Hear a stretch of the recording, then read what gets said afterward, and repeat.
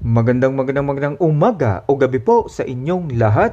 Ang pag-uusapan natin sa ngayon ay ang depression. Ang predisposing factors ay mga kadahilanan na nailalagay ang sariling kalusugan sa malaking tsansa, ang tinatawag na high risk or risk factors sa pagkakaroon ng depression. Ang predisposing factors ay pwedeng modifiable or non-modifiable. Ang unang factor ay ang age and gender. Sa edad na 45 to 65 or more ay mataas ang tsansa sa pagkakaroon ng depresyon, lalo na kung sa family history ay merong isang pamilya na dumanas ng depresyon. Ang depresyon ay karamihang nangyayari sa mga babae dahil na rin sa hormonal changes. Ang pangalawang predisposing factor ay ang family history. Kung isa sa miyembro ng pamilya ay merong depresyon o nakakaranas ng depresyon, ay merong malaking tsansa o pagkakataon na ang ibang henerasyon ng kapamilya ay magkakaroon ng depression. Ang pangatlong predisposing factor ay ang substance abuse. Ang mga tao na kapag nakaranas ng depression ay umiinom ng alak at ang paggamit ng bawal na gamot ng sakganon ay makakalimutan panandalian ang negatibong konsensya at kawalan ng pag-asa o ang depresyon mismo. Ngunit ang alak ay merong depresyon na epekto at ang bawal na gamot ay merong depresyon na epekto pagkatapos na mawala ang magandang epekto ng bawal na gamot. Ang pagiging abusado sa substance, lalo na sa mahabang panahon, ay nakakasira sa daloy ng kemikal na nasa utak o ang tinatawag na neurotransmitter, at ang halimbawa ay ang serotonin. Ang pang-apat na predisposing factors ay ang stress. Ang stress ay hatiin natin sa dalawa. Ang una ay ang stress na pangyayari sa buhay o ang tinatawag na stressful life events. Ito ay ang mga walang trabaho sa matagal ng panahon, pagkakaroon ng abusadong asawa, repetitive o paulit-ulit na physical abuse, paulit-ulit na emotional or psychological abuse, paulit-ulit na sexual abuse, kasama na rin ang rape, problemadong pamilya, bangayan, luging-lugi sa negosyo, pagkakabaon sa malakihang utang, death threat, pakikiapid o pagkakaroon ng kabit, loss of love, financial challenges.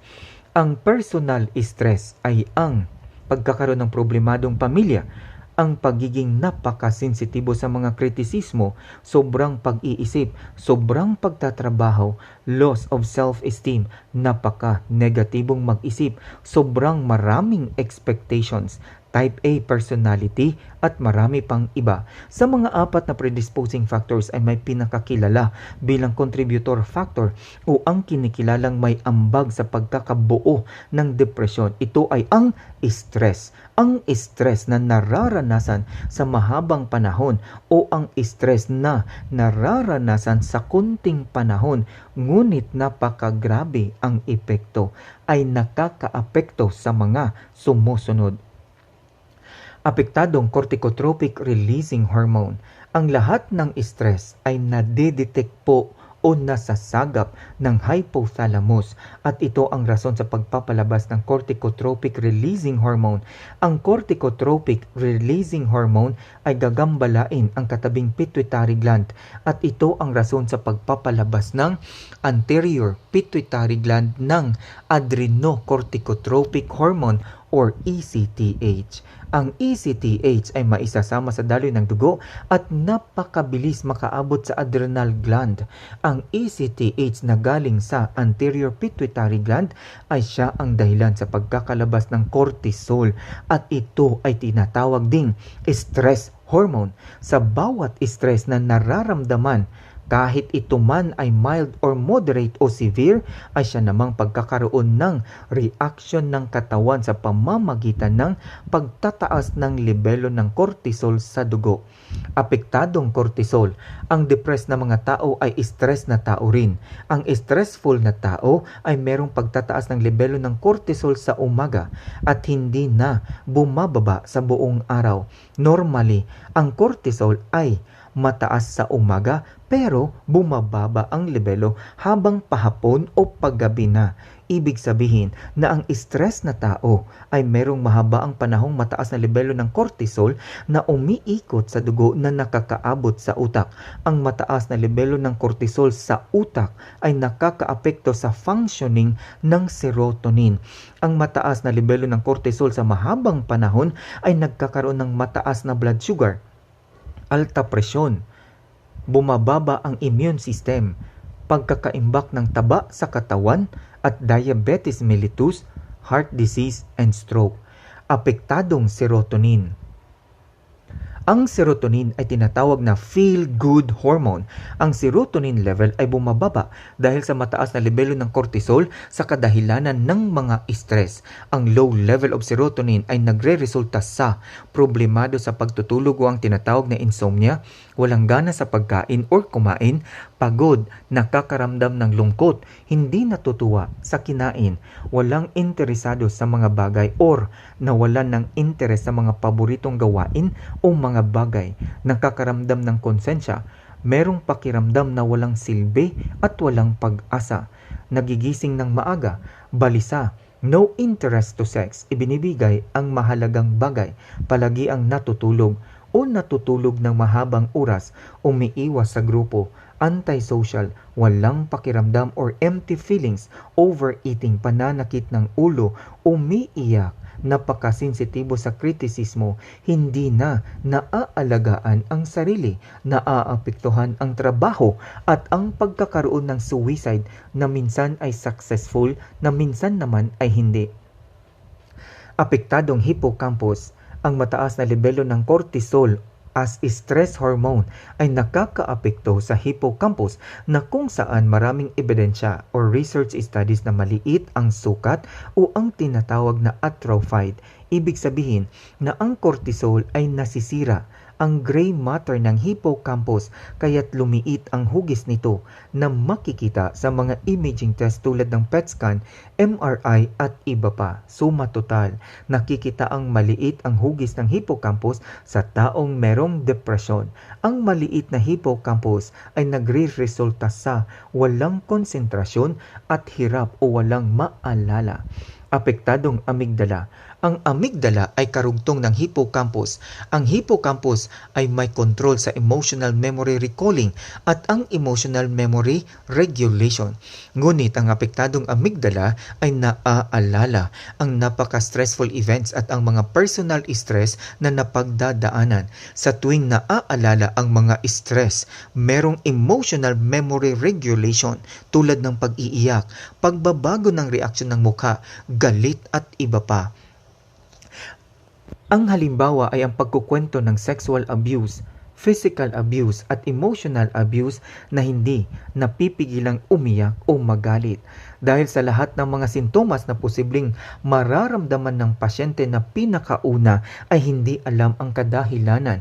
Ang mga sintomas ang pinakadahilan sa pagpapacheck up, ito ay gagamitan ng diagnostic tests tulad ng PET scan, CT scan, MRI, DSM-5 at iba pa. Sa diagnostic tests ay malalaman din ang iba't ibang klase ng depresyon. Unang type ay ang Major Depressive Disorder or MDD o tinatawag ding clinical depression or severe depression. Ito ang pinakaseryoso na klase. Ang mga sintomas ay walang gana or depressed mood, walang interest sa bagay, ipinamimigay ang mga paboritong mga bagay, palagi ang fatigue, pakiramdam na walang silbi at walang pag-asa, hirap sa pagko-concentrate at may balak na magpapakamatay. Ang sintomas ng suicide o balak na magpapakamatay ay ang pagbibigay ng mga paboritong bagay, pagsasali sa mga extreme activities at pagkukulong sa kwarto.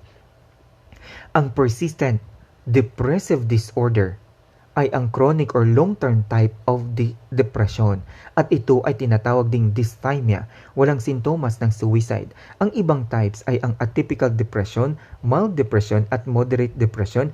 Ang mga ito ay walang sintomas ng suicide.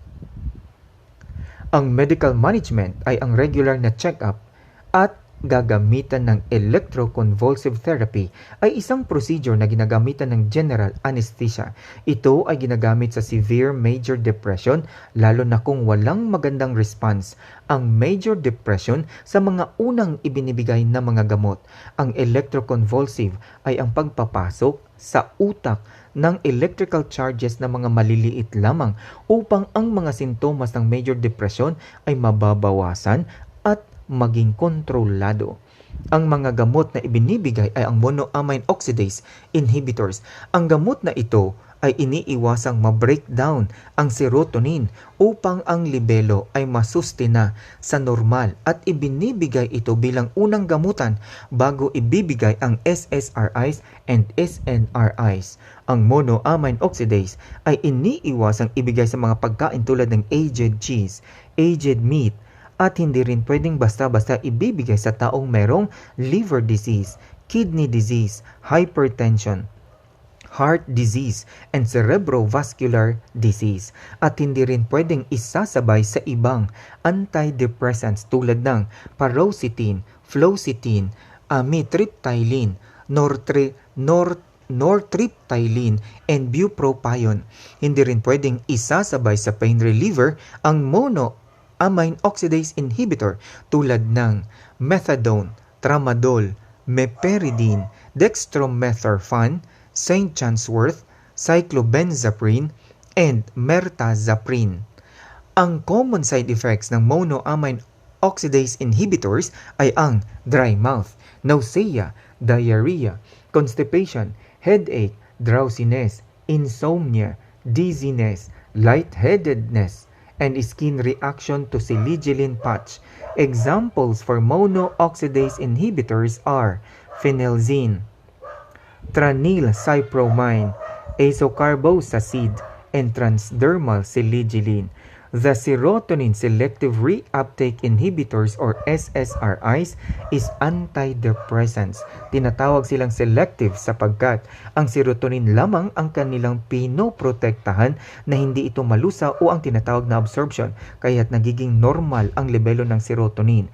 The common side effects are fatigue, dizziness, insomnia, weight changes, headache, hypoglycemia, low sodium, nausea, rashes, dry mouth, constipation, and weight loss.